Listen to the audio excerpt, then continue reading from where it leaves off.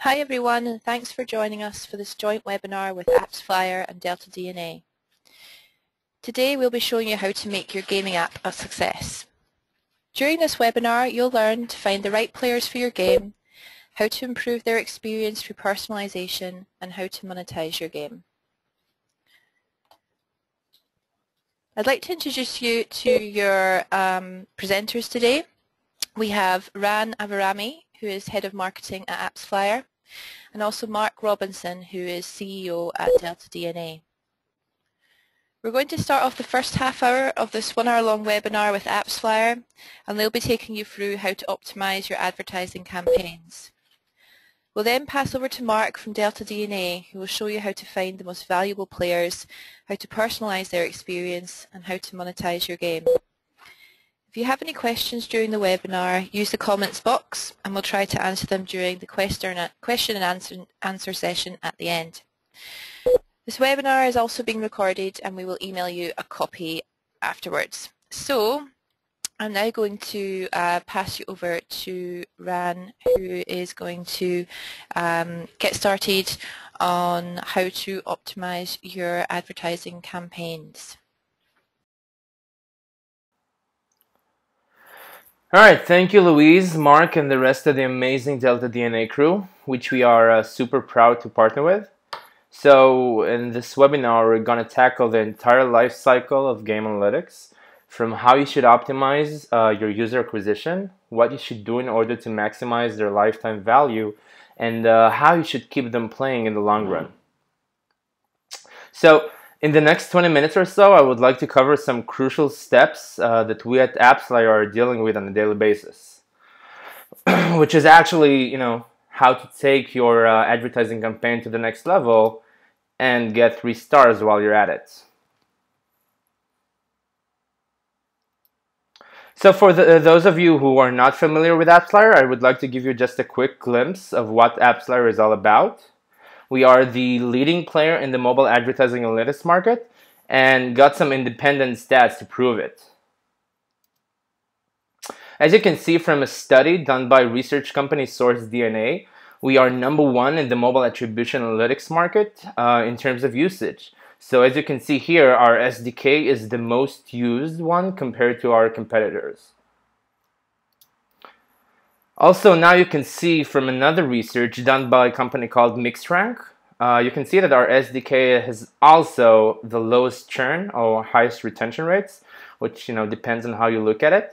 So this gives us a clear validation of how satisfied our customers are with the service that we provide, which is kind of awesome and gives us plenty of motivation to keep going strong. All right. So just like any other game, I think we should start with the basic tutorial, right? Now, what's mobile advertising analytics all about, actually?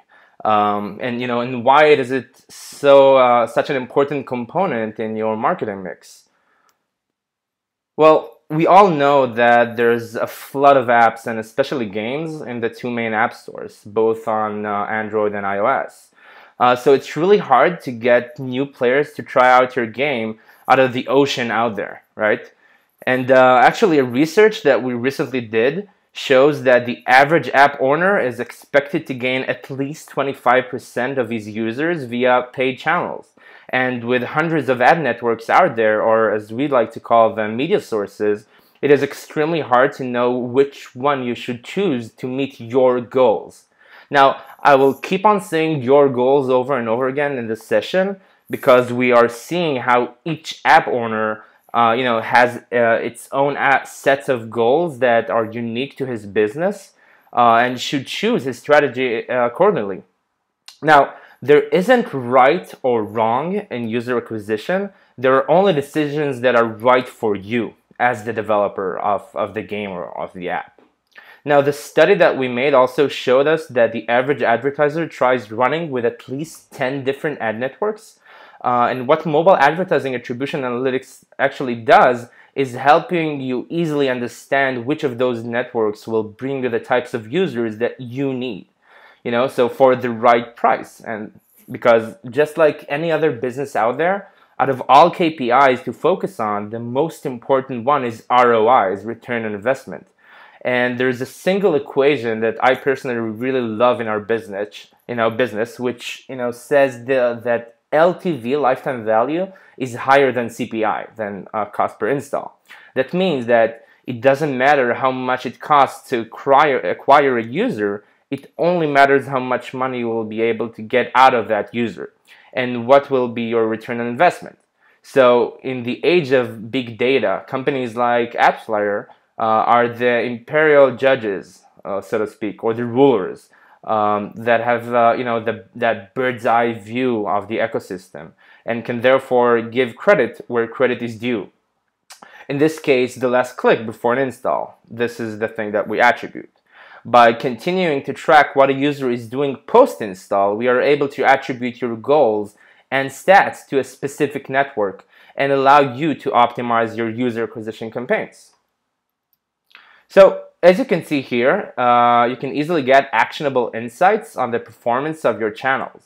In this example, we have stored the stats out by ARPU, average revenue per user, and you clearly see that network number 1 in this example gives you the best outcome. But if number of install is what you're looking for, then you will see that network number 2 is the best choice for this specific goal and this specific app. Now going forward, you can also identify insights based on your ad creatives, right? Different types of ads. So if in this case, you're able to see that ad number 2 converts extremely well. You can see the conversion rate is up to 5%, and there's also like a nice color scheme that can help you identify it. So you should probably allocate more budget towards the creative, that exact creative that ad number 2 is being based on, or create more creative similar to this one, because maybe because of design, messaging, or type of ad. It can be a banner size, it can be a video, interstitial, you name it. Now let's get to business, all right, which is exactly how do you take your campaign to the next level. In this case, I would like to cover 3 main points. One is defining the in-app event that meet your goals. 2 is using smart deep linking for a better user experience. And 3 is understanding which networks are the right ones for you. All right, so let's take it to the next level and talk about advanced analytics using in-app events. Each game developer can track multiple events that matter to his business, such as when a user unlocks a certain level or shares his progress with his friends, connects to Facebook, and after he made his first in-app purchase earlier. So, and once these events are tracked, he will be able to combine them, and once aggregated, to pinpoint which media sources delivered the right choices. So, for example, as you can see on the right side, players who connected with Facebook and completed the tutorial. So, this gives you an accurate view of your goals being reached. And also, it offers extremely valuable information that will enable you to really get granular in your ad targeting. Now, let's talk a little bit about deep linking. It's a very known phrase in the past couple of months, years, but unlike on the website, it is not trivial to direct a user to a specific screen in your app, right? Not to mention that if you need to go through the App Store to download an app. And that's why deep linking done right is a must for every game developer. And that's actually why we at Appsflyer created OneLink, which is an easy-to-use, smart, unified deep linking solution with super attribution capabilities. Now, there are 3 main things to explore when talking about deep linking. Number 1 is ease of use. It is super annoying to create and work with up to hundreds of different tracking links for different campaigns, for different platforms, and for different OSs. So OneLink, as its name reveals, simplifies this step by unifying all links into one. Now, number 2, as you can see here, is that now you probably all had this experience once. Clicking on an invite you get over email on your mobile device and landing up on an annoying mobile web page, rather than the appropriate landing page inside the mobile app. Appsflyer brings a deferred dip linking, which will direct the linking to the specific landing page inside the app, no matter if the app is installed on the user's device or not.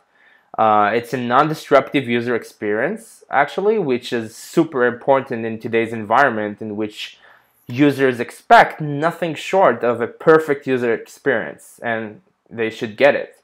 And any bump along the way, and you risk losing them. So keep those users engaged and keeps those users, intact with a perfect seamless user experience. The last point I want to cover here, and not the least one, is, what is it all worth without knowing in real time where the click came from? So OneLink is obviously using the super attribution power Appsflyer provides and helps you understand where the click originated, what specific type of campaign or promotion it came from. And the most important part is that you're getting the data in real time for a perfect result. So I think this is a great timing to look at the OneLink in action. Here you can see what actually happens, starting up here on the left, on the upper left, where you should set your parameters. In this case, the campaign name can be either 3 color bombs or 5 extra moves, and then you will get your link. You will get your OneLink. You see what I did there? To embed in your app. Now, then once a user clicks on that campaign, and the campaign can be anything from a banner ad, again, newsletter, user invites, to QR codes, social media campaigns, and more, there are 2 options. So if he has the app installed in his app, he'll be directed to the appropriate landing page. But and if the app is not installed in the user's device, he will go to the relevant app store, download the app, and once he opens the installed app, he'll be directed to the appropriate landing page. So this technology is called deferred deep linking. I'm sure most of you have heard about it before, and it is extremely important for creating a seamless user experience. And now to the jackpot. Like any other good game, we have a jackpot in the end. There are so many different ad networks out there. I mean, there are more than 1,000 running live right now. And like I've said before, you've got to choose the ones that fit your goals.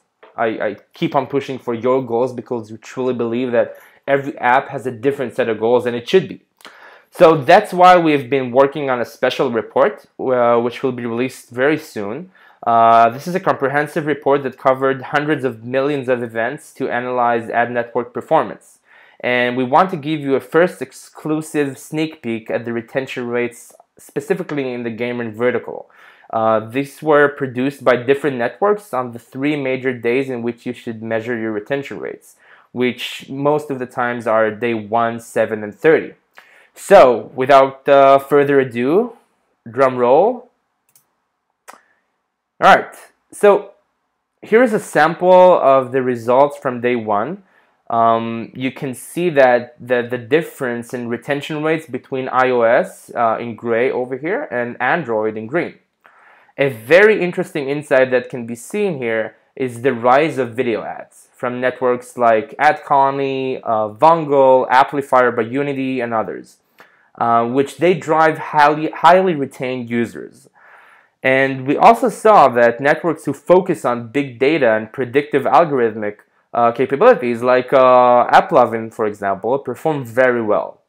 And that social networks, mainly Facebook and Twitter and Google AdWords, they are doing enormous sets of data. They're dealing with tons of data and can generate very sharp targeting that leads to a very strong retention rate. Now, after you saw this chart of day 1, let's go to the second important day, which is day 7. Again, same networks can be viewed in this sample. The retention scale is just a bit different, obviously. For day 7, it's lower than day 1, but it's all proportional. So you can clearly see the dominance of the mentioned networks from before. I will give you a couple of more seconds just to look at it. All right, and we will go now to another important day, day 30. And on day 30, which again has a lower retention factor, you will see the gap between the iOS and Android widening. So, as I just said, a very interesting insight we've found on a all-network level is that gap.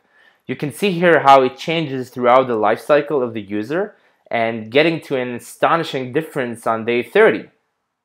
Right? You see the difference between iOS and Android on each days, on day 1, on day 7, and on day 30, which is an amazingly, iOS users are retained twice more than Android users, which is a very important insight for all of us to have. Sorry. So, 3 main takeaways I would like to you to get from this report sample are that A, big data rules, B, video ads perform very well, and C, the power of iOS over time. You saw the gained gap. So we've come to the end of this part of the session of the webinar, and the 3 things that I really hope you guys will remember from this part are the following. 1, measure rich in-app events based on your goals. Again, I've implicitly said your goals over and over again because it's an important phase of the developer to measure the data sets inside his app that should be based on your goals, because a gambling game will have a different set of goals than a casual game. Number 2 is use the power of a smart deep linking solution, and in our case, it's OneLink. And number 3 that we just summarized is you gotta choose your partners wisely. There are so many types of ad networks out there. There are DSPs and SSPs and exchanges, and sometimes you can get so confused by all of them that you need to know which one will help you achieve your sets of goals. Well, I think that's about it. I really hope you've enjoyed this session. You can obviously reach me at any time for any question. My email address is here on the left side below. It's ron@appsflyer.com. Or I'm pretty much available 24/7 on Twitter at ronavr. So thank you all for listening, and it's my pleasure to move up things to Mark from deltaDNA. Thanks, and enjoy the rest of the session. So I think it's really interesting how the games industry has developed over the last 3 years. Companies like Appsflyer and deltaDNA harnessing information that's coming out of the rich data that we have available, how players are experiencing the games and the apps, and ultimately how we can build engagement and build revenues through those experiences. I think building on what the Appsflyer guys were talking about, we can agree that creating free-to-play games is challenging work. There's a lot of stuff to be thinking about. First and foremost, there's the creative idea. Then there is the the execution of that in development. And then there's a whole host of other things that need to be considered in terms of the player experience, marketing, acquisition, messaging strategies. There's a lot of stuff going on, and what I'd like to cover in my part of the presentation is to talk a little bit about the landscape that game developers and publishers find themselves in, and then really to home in on 3 key aspects of how to improve the engagement and revenues in your games through 3 example real use cases. So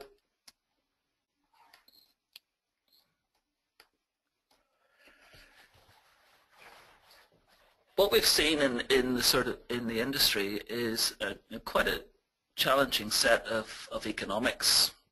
CPI rates have been increasing. LTV has been matching or slightly behind CPI. So it's a really big focus now to see how we can flip that round and start to make many more games profitable, how we can develop the economies in games so that we're still delivering great playing experiences, but we're making many more games, build that engagement with players, and also generate sufficient revenues so that we have a viable industry and we have a lot more consistency in terms of the profitability of games. It's an incredibly challenging and competitive market. It's expensive to put people into your game in terms of paid acquisition. But one of the things that we focus on at deltaDNA, and I know that the Appsflyer guys agree with this, is that if you make intelligent decisions about how you manage your players and how you actually source them and bring them into the game, then you can de-risk the activity of building these games. But let me just talk you through first and foremost what we see in terms of the games that we have instrumented on our platform and some of the interesting stats that we collect around retention rates and monetization. Firstly, what we've got here is a view of retention. We've got all sorts of genres of games on our platform. We've got a great deal of examples and ranges of types of games, from simple casual games to deep MMOs across many different platforms. And really what we can see if we look at day one retention rates is that the average is around about 20 to 40% of players are returning after session one. So what this means is that your beautifully crafted game, your acquisition that you've paid for or encouraged into the game, 60 to 80% of players on average are not returning after session one, so there's no engagement there. Something has gone wrong with that initial experience, and that is something that at deltaDNA we work with our clients using our platform to really understand why that is and change those dynamics dramatically. So we think there's an issue here with general retention rates across the industry, and also if we take that forward into revenues, then when we're talking about in-app purchase specifically, ad serving is complementary to this, but we see that less than 1% of players of games on average have a percentage paying. On average, the majority of games have less than 1% of players paying. So if you combine this this monetization rate with the general retention levels, then you have got right now a challenging economic environment for the game to work within. But the good news is that there are tools now becoming available like deltaDNA and Appsflyer, and the combination of these tools that are making it much easier for game developers and publishers to understand the player experiences and start to do something about them, personalizing the game experience and making sure that more players have better experiences all around. And I'll talk a little bit about that in the use cases. Combined with that sort of economic issue, as you know, those of you that are game developers, there's lots of different requirements in terms of game mechanics. Developing a free-to-play game is entirely different from a console game. There's many more different factors to balance. Appointment setting, difficulty curves, repeat play, getting people through the tutorial, making sure that they have an excellent first 60 seconds. And this is some of the stats that we've collected over the last 2 to 3 years on the reasons for poor retention in games. This is the top 10. And you can see that if you combine, trying to combine all of these different mechanics into the same game to give a pleasing experience for players is quite challenging, and it's partly to do with game design, it's partly to do with A/B testing, and it's partly to do with segmenting the players and understanding the different experiences that they're having. So if we start to think about players rather than games, and that might sound a little bit strange, But if we reorientate our perspective and we start to think about the players in your game and the different types of players, then we perhaps start to think differently about how we can provide solutions to some of these economic issues and some of the and make improvements to some of these key metrics. We tend to think at deltaDNA about threshold of engagement. So we know that psychologically players will be on the App Store, will download a game, will start to play it, and there are certain things that will stop players engaging with the game. Your technical issues is the obvious one. Maybe in the first sort of views of the game it's not entirely clear to people what they should do. Maybe the tutorial is too short, or maybe it's too long. Novice players often run out of resources too quickly. And the challenge here is that there are different players, different types of players, all experiencing the same game experience. So on the one hand, an expert player might find the game too easy and therefore leave the game because of that reason. A novice player, in contrast, might find the game too difficult and they might leave the game for that reason. This is the challenge that we all face, and this is where data can really make a big help. We're trying to steer all of the players between the extreme positions of anxiety on the one hand and boredom on the other, especially during that first session. And if we can manage the environment and personalize the environment to give players a clear path between those two extremes of anxiety and boredom, then we will dramatically improve our engagement rates, our retention rates will go up, and the lifetime value and the revenues will flow directly from that outcome. So you can think about it in simple terms. If we can keep the expert players challenged and stop them becoming bored, if we can keep the novice players in control, understanding what they're expected to do in the game, stopping them becoming anxious, then we can really dramatically improve engagement rates, and players will move through this threshold of engagement, all at their own different pace, but that will build long first sessions, players returning for our second session, good momentum in the early gameplay, and then ultimately we will start to see more of these players being responsive to in-app purchase offers and starting to monetize. But really, one thing that we've learned through all of the games that we work on with our clients and using the platform is that you've got to be patient and generous in the early gameplay. You've got to build engagement before you can even start to think about monetization and building the revenues that way. So if we keep this perspective in mind, then we can start to think about the different types of players that are in the game. And we were incredibly lucky in the games industry that we have got rich data about each individual player.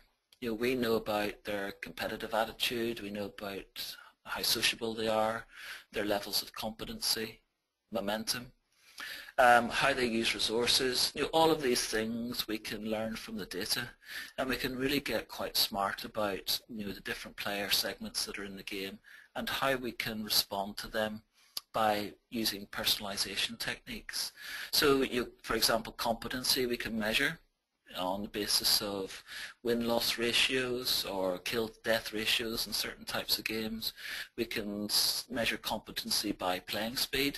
Sometimes we see that novice players are a little bit slower to play through the initial stages of the game, whereas the expert players will race through the initial sections to get to the more challenging bits. And as I say, we're incredibly lucky because this depth of insight into different player behaviors is not available to other sectors, people that are trying to essentially build personalized strategies for their businesses. We can find out all of this information about the players in the anonymous environment of the game and really start to take action on it.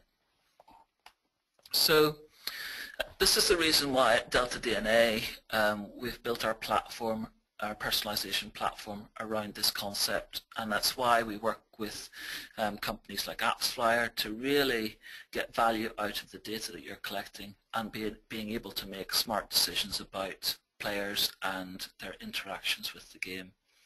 In general terms, we have our functionality set up in 3 main stages. From the left, the measure set of functionality is all about checking your game's health, dashboards, user alerts, benchmarking, showing how your main metrics are comparing against other games with similar genres. We can pull our data across the platform to show you your retention rates, your monetization rates against similar games, and we can set up user alerts so that you can intervene if retention rates fall below a certain level. So the measure set of functionality allows you to understand your game performance, and it also allows you to do that in comparison with similar games that are out there. If you, for example, in your measure aspect of the toolkit are dissatisfied with your retention rates, then you can go into the Analyze section and start to look deeper. So we have a rich set of data mining tools, slice and dice tools, forecasting tools, funnels, to really enable you to move beyond the dashboards and understand the different segments of players that you've got in the game, to differentiate the novices from the experts, to see where players are falling out of the funnel, different segments of players are falling out of the game, and really to understand a whole host of different activities, how long players have been in certain levels, how many attempts players have had to have in certain missions, really getting some very detailed information about player behavior so that you can start to pinpoint where players are leaving, where there's potential for additional spend, and really starting to think about how to improve the playing environment for everybody. But analyzing this stuff is one thing, but once you find out interesting information, then you really need to action that, and that's where our Engage section comes through on the right-hand side. In-game messaging, A/B testing, campaign management through push notification, targeted ad serving. All of these aspects, so all of these ways of intervening with the players means that you can, for example, isolate novice players early in session 1. You can spot that they're running out of resources, and you can set up triggers to target those players with gifts, rewards to keep them playing. Similarly, you can show in funnels expert players moving through the first few sessions and levels very happily. You can see that they are really engaging with the game, and session 4, 5, 6 you can start to target those players with in-app messages, offers for bundles of inventory from the store, and you're really starting then to make the game responsive to the different types of players and build that personalized environment. And actually this is where we can start to move the metrics very dramatically, improving retention, improving monetization, and really getting the maximum return on the investment that you've made in building the game, but also, and importantly, improving the playing experience for all players. So this is the circularity that we've built into the platform, and our clients use the different aspects of the functionality in terms of measure, analyze, and engage to continually optimize their game, especially during beta when that is your critical time to get the player management exactly right, and that can be make or break in terms of getting the metrics to a good position at launch. So let's go from that sort of landscape and context stuff into 3 specific use cases on how the platform is used by our clients to deliver real advantage in terms of the game success and ultimately the profitability of the game. This first example is actually a very direct connection between Appsflyer and deltaDNA, and this is all about maximizing the lifetime value of your players. It's also all about optimizing your acquisition.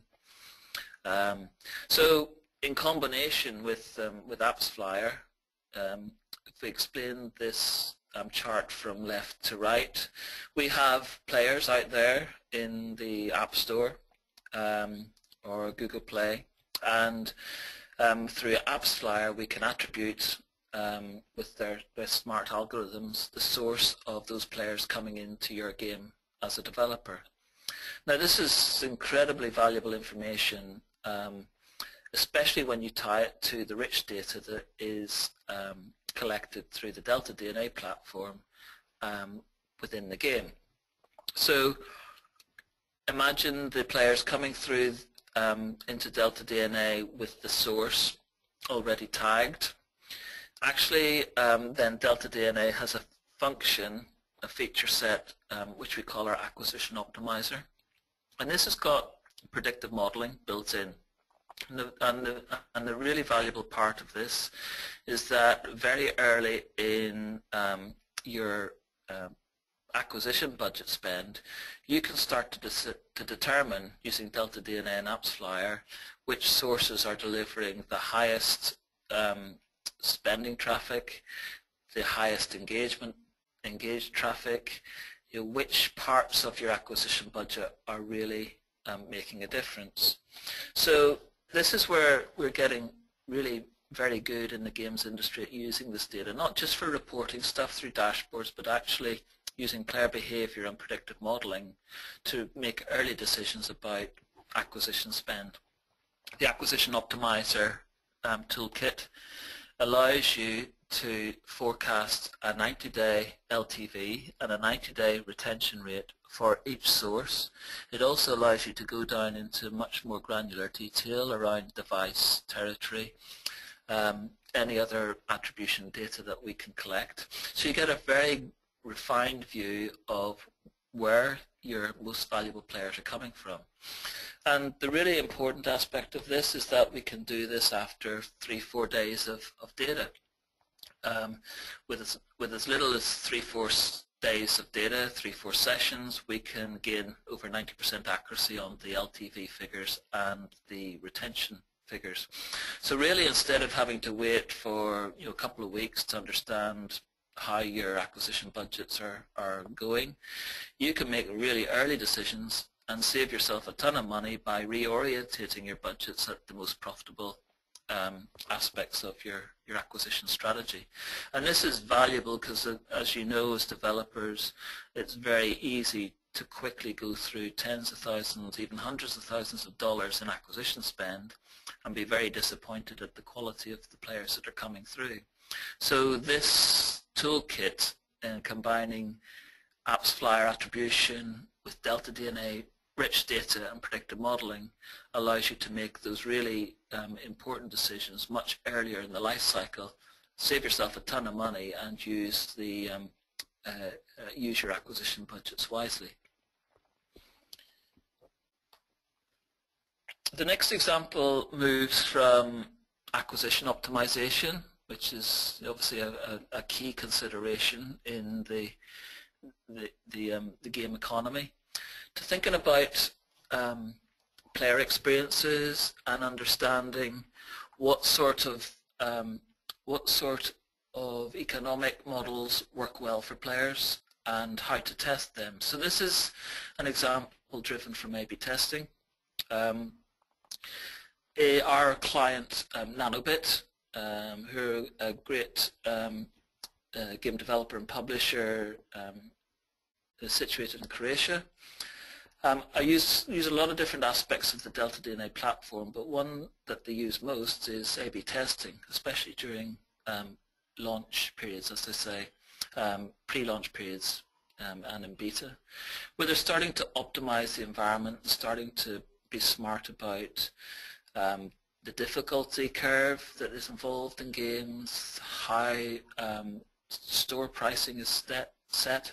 And this is a particular example. This is a real-life case study where the guys at Nanobit were launching their game. they had they were uncertain what was the best pricing to set in the store, and so they started to think about A/B testing in terms of setting up 3 different test groups. The test groups were at random initially, and then they started to target them to particular segments. But they set up 3 key groups that one set of players got a price reduction of 20%. Second group of players, the price was kept on an even par. And the third set of players, they had a price increase of 20%. They allowed those 3 variations to be sent, offered to different playing groups through a period of a week. And through that period of a week, there was some measurement done to understand the outcome from the test and the significance of that outcome. And really one of the most interesting findings was that after less than a week, they stopped the test early, because it was very clear that increasing the price by the 20%, so group 3, had actually no negative effect on retention, and it had a very positive effect on monetization.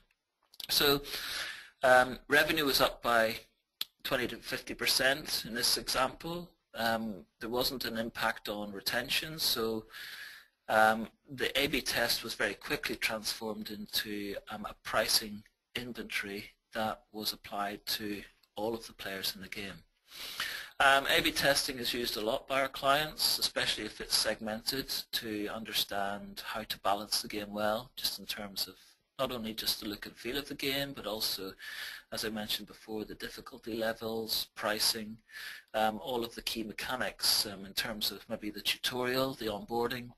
All of these things are great to test, especially during beta, to make sure that the environment that you're building for players is the most suitable and the most attractive environment to keep players playing. And I think that, you know, of everything, this rich data and this functionality allows us as game developers to take the guesswork out of game design and how we manage the players in that. So driving some of this decision by science, making sure that the A/B tests are significant, and then continually optimizing by analyzing and actioning, as we described before, really gets you to a point where you're launching the game with confidence that the metrics are going to deliver. So the last example is specifically around messaging strategies. We've talked about acquisition, we've talked about improving the environment through A/B testing. This is where we're starting to think about the player life cycle in the whole. And the diagram that we see here comes from a general messaging strategy approach, but one that we worked together with another client, PlaySpace in Mallorca in Spain, very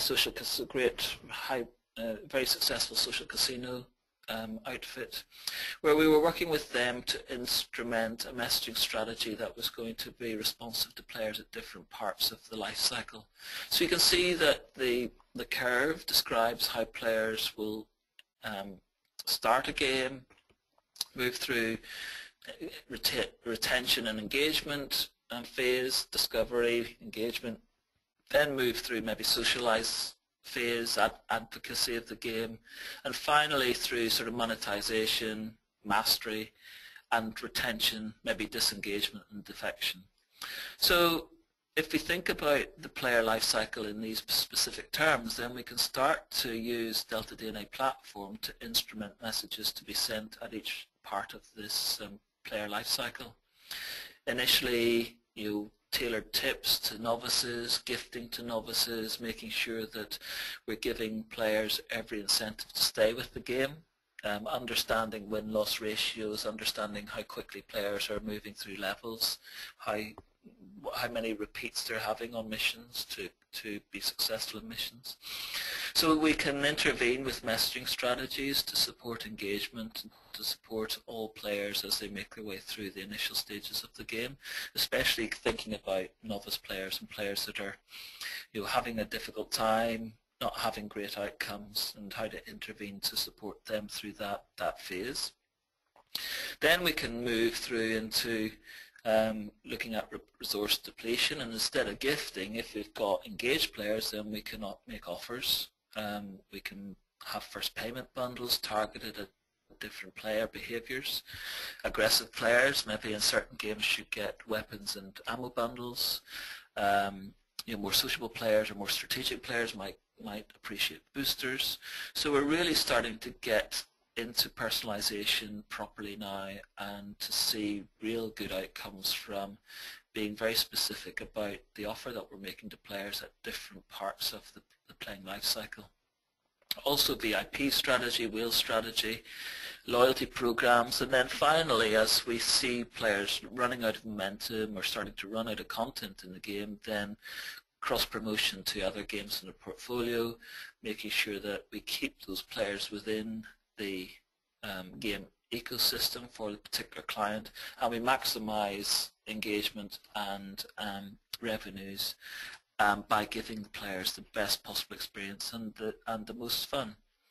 Obviously, a key part of the messaging strategy can include ad serving, and ad serving is a difficult issue for many developers, dealing with multiple ad serve partners, understanding how to mediate those and how to target ads at players.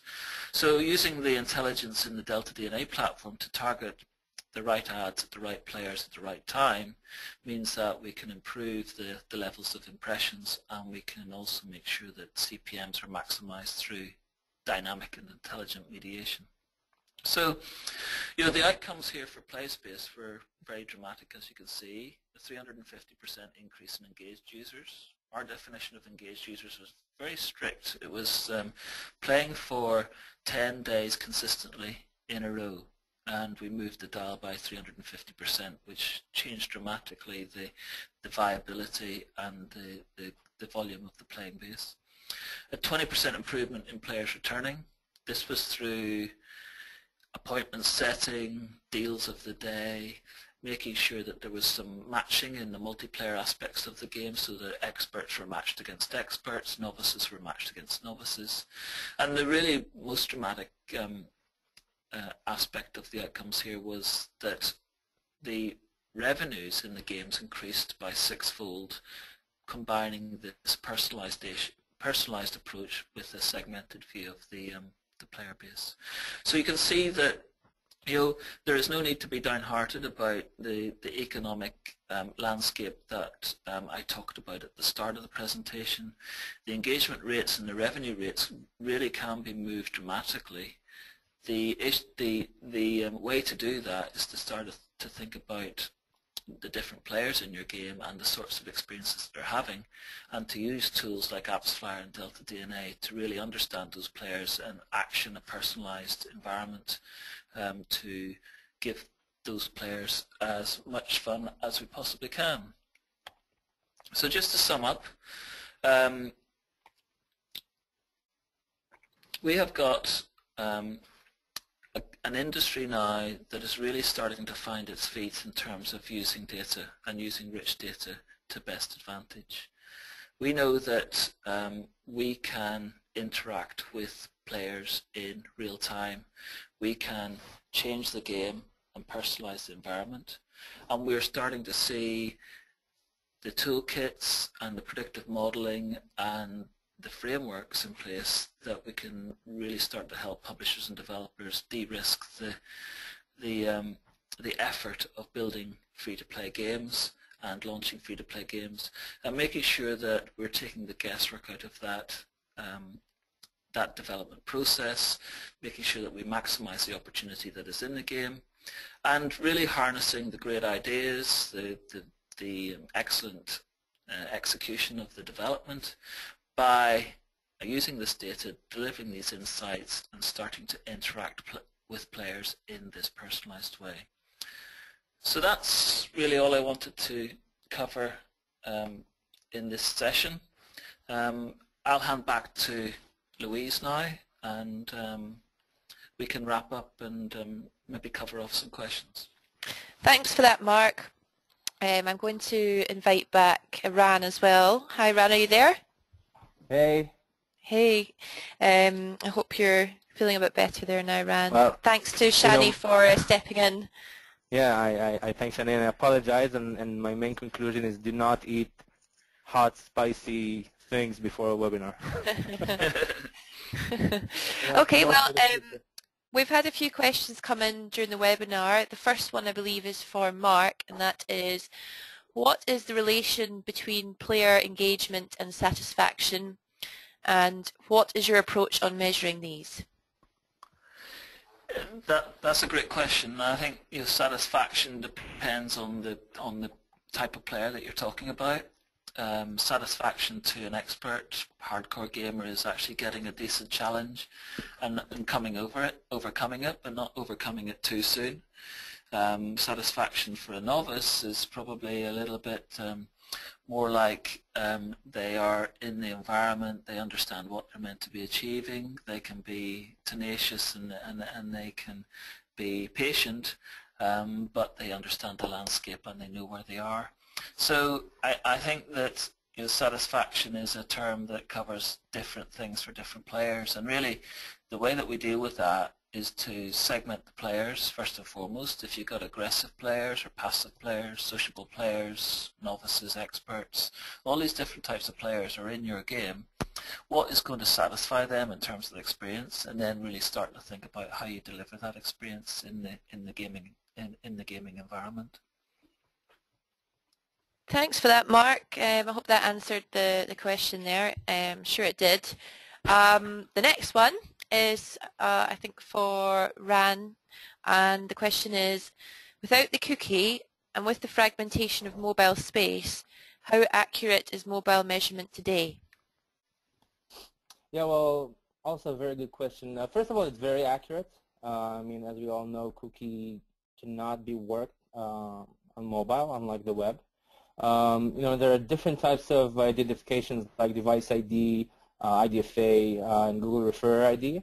Our native track technology, which is actually a patent-pending technology that our algorithms are based on, helps us get as much as 95% accuracy, which is very effective both in the short term and also in the vast majority of user clicks, installs, and opens in a very, very short period of time, and we can attribute it real time. So actually, the advertiser can see and understand what's going on the spot. So it's super accurate, actually. Great, thanks, Ran. Okay, the next one, another one for Mark. What is the number one thing devs can do to make sure their game succeeds? Are you there, Mark? Didn't quite catch the end of that. Make sure their game ... What is the number one thing devs can do to make sure their game succeeds? Well, I think that it's using the beta phase as much as they can to really understand the players. There's a real real shortage of time in game development, and as you're getting towards launch, you really need to be confident that the metrics are working.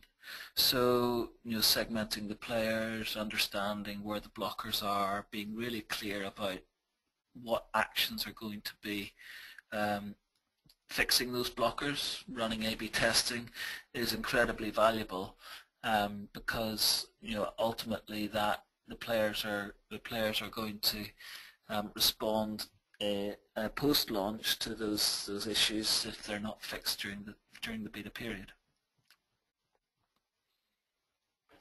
Brilliant, thanks, Mark. I think we've got just about time for one last question.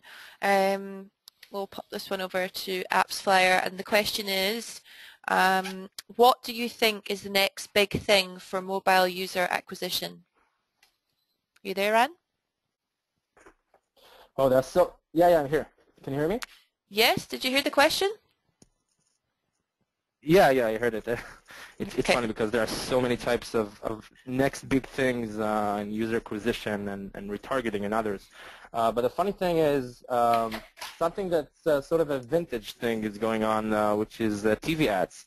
You know, we all saw in the last Super Bowl, both Supercell and Game of War had a spot, you know, and putting on a spot in the Super Bowl is at least $4 million, I think, or $4.5 million for a 30-second spot. You know, so running a 30-second campaign for $4.5 million is a lot, but it makes sense because you know, you get a very targeted set of users in a very specific set of time. And actually, we are just about to launch a tool that will help those advertisers measure also campaign TV.